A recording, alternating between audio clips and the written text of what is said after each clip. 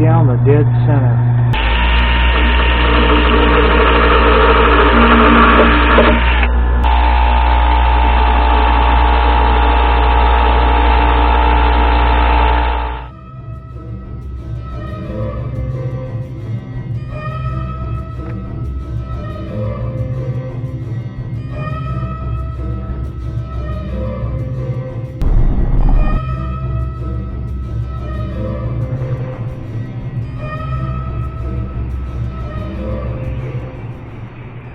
After 2 years and about 800 or 900 miles, this Truvativ crank made by SRAM started making an annoying clicking sound. So I decided to take it apart and service it, check to see if I needed a new bottom bracket. So this end cap here that holds this crank arm on torques in at a specified 48 to 54 Newton meters, which is 35 to 40 foot-pounds, which seems like an awful lot of torque for such a small 8mm bolt. As it turns out, I was unable to get enough torque on this thing to get it off, so I ended up using this impact wrench, which of course took it right off. Then I took a crank puller and I was unable to get it off with the crank puller. I was also unable to get it off with this.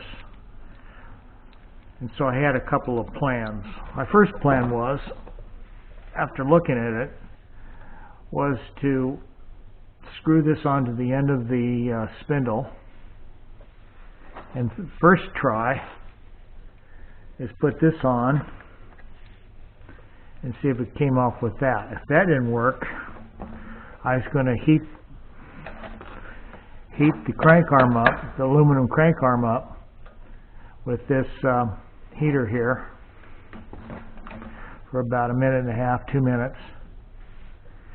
Then what I was going to do is have this in the freezer, put this in so it will kind of cool in the spindle a little bit, and hopefully the differential would loosen it up enough where I could easily, again using this, yank it out. Before I tried any of that, I decided just to do it cold. I went ahead and pulled off this nut, hand put this in, and later on in this video I'll show you how I do this on the spindle. It'll be with a square taper spindle. And then I put this on, and this crank arm came off so easy I thought something was broken. I want to point out that I did not have to grind off any of the edges on this. What happens is this will fit through the spindle if it's just the right angle, and it'll just slide through. And what happens is the fact that it's just hand tight, when it got down to the spindle, it just kind of centered itself where it had to be, and the crank arm just came right off. This is a crank that I beat on, bent a bunch of coins and bent a bunch of dimes and other things on. Just flat wouldn't come off. Put this on it, going into a bolt like this. It came off so easy I thought maybe something had broken. Gave me a positive point of contact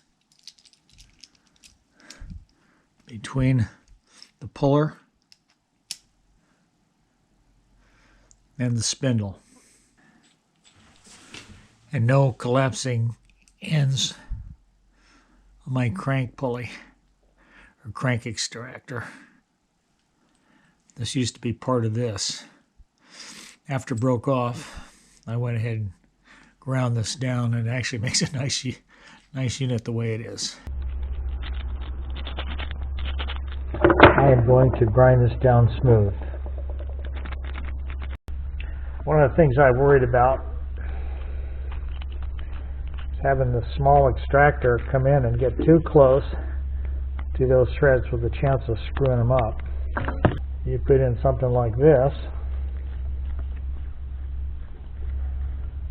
out this far, there's going to be no way you're going to harm those threads. Plus, you're giving a little more pushing room. You'll still be able to have just as much extraction. It'll just pick up this thing further up in here, as opposed to coming out here before it starts hitting that.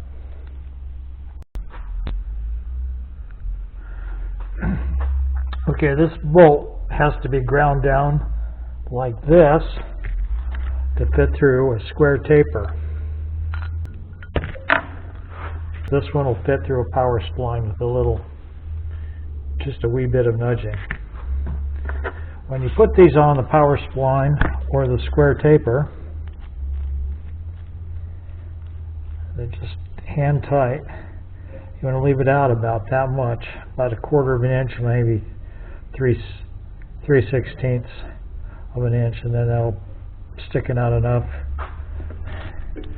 where this can catch it and push it in. And if you have a unit that is too big to fit through the square taper, this will fit through the power spline, I believe. At least this much will go. Once you get this much pushed through, it's going to extract. It's going to extract the crank.